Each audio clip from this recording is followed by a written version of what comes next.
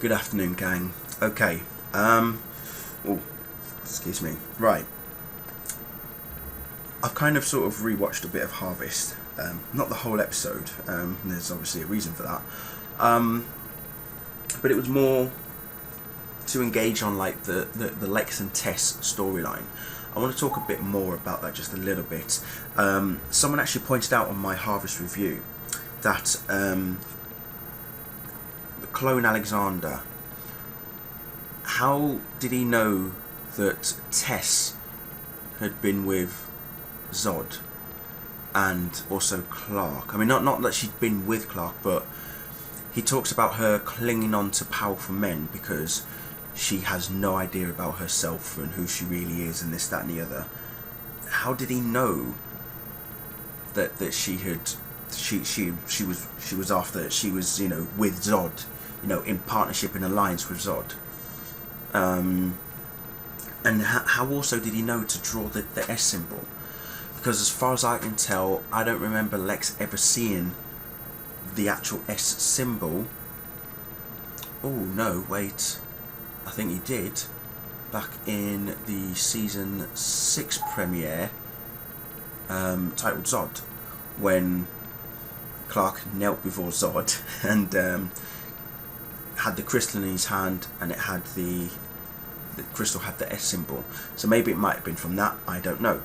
But for Lex to actually remember, for clone Alexander, for the clone to remember something like that, I was actually quite sort of, I did actually sort of realise, I was like, yeah, that's actually quite strange.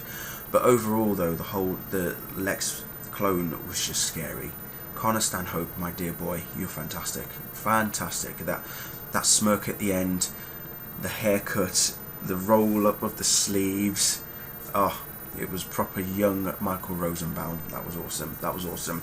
I don't really want to talk much more about the episode Harvest. I want to sort of delve away from that. I want to talk a bit more regarding some of the comments that I've received on my review regarding Harvest. And it seems that people are not happy about what I said, which is understandable, okay?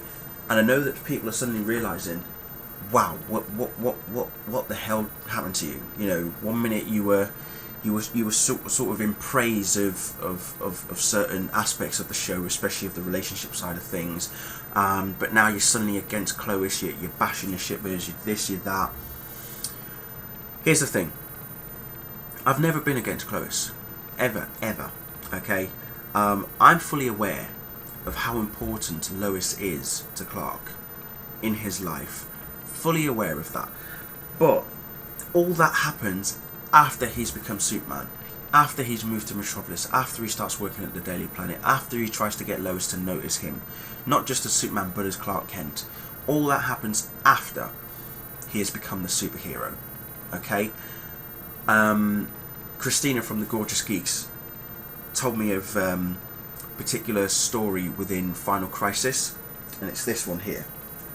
It's 2-part Superman Beyond, where Superman goes on a goes on a mission because Lois is literally on death's door. She's this close from dying, and he's saying how he would do anything, absolutely anything, to make her feel better, to get her back. And somebody actually uses that emotion and says to him, you want to save her? Here's what you've got to do. And if you've read the series of Final Crisis, you'll know exactly what it's about. So I said to Christine, I said, I love that. I love this story. I'm not against Clois at all, because I love this particular story, okay? In the fact that the world is literally getting destroyed around them, and yet here's the big blue Boy Scout going on a dangerous mission to save the woman he loves, regardless of what is happening around the world. He's put Lois first, and I accept that. I absolutely accept it in the comics. I accepted it in Lois and Clark, The New Adventures of Superman. I've accepted it in the Superman movies as well. But I can't accept it on Smallville because Clark is not yet Superman. That's why I can't accept it. That's why I'm bashing it. That's why I'm against it. But the aspect of Lois, Superman, Clark Kent, all of that, I know that the history the mythology plays heavy on that. I'm not against that. That's not what I'm against at all. Hell, I've read Superman Birthright, I've read Superman Earth 1, I've read Superman Secret Origin. Out of all three, I think the only one of where Clark meets Lois before he's working at the Daily Planet is Earth 1. He meets her briefly, and then towards the end of the book, he's got the glasses and he's now a fully fledged. He's hired by Perry White to be a reporter. But other versions, I mean, you go back to the Superboy comics, for example, back in the 60s. I mean, somebody actually pointed this one out to me a few months back or so. But back in the 60s, when the Superboy comics were around, Lana and Clark Kent were in love with each other. So that Lana storyline was already in place well before Smallville began. So again, we've had to deal with that already. So in like the Silver Age comics, I believe in the 60s, you know, because Smallville is in a way a Silver Age version of the mythology.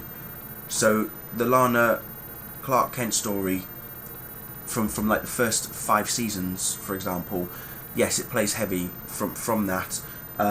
We know that Clark isn't actually Superboy in Smallville because he's not flying, he hasn't got the tights and all that. That's fine.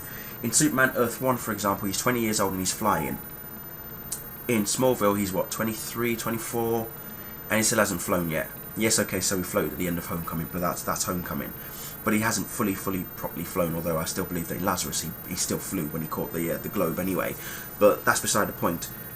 What I'm trying to say is that I am not against Clois. It's you shippers, okay? It's you shippers that I've become against now. I mean, at one point, I almost was in alliance with the Clois shippers.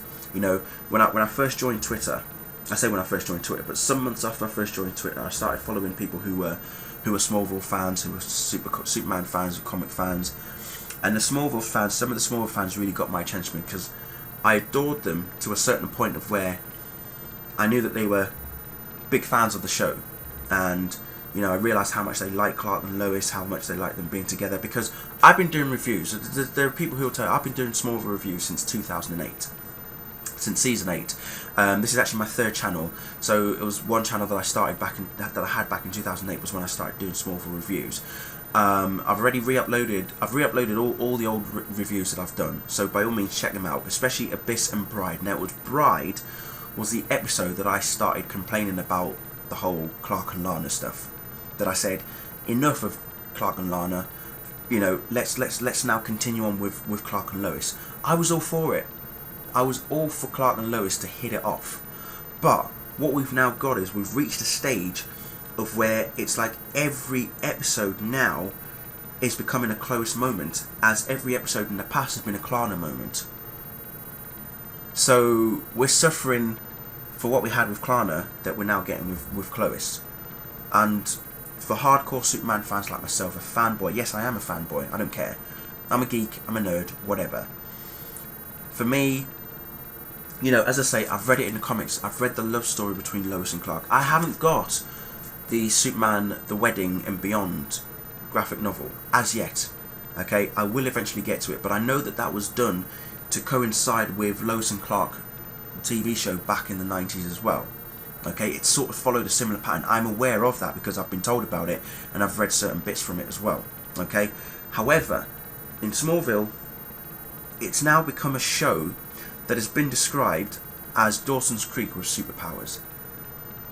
And that only happened from season 4 onwards. The first 3 seasons of Smallville were fantastic. Okay, everybody will tell you how Covenant, the season finale of season 3, was one of the best finales ever.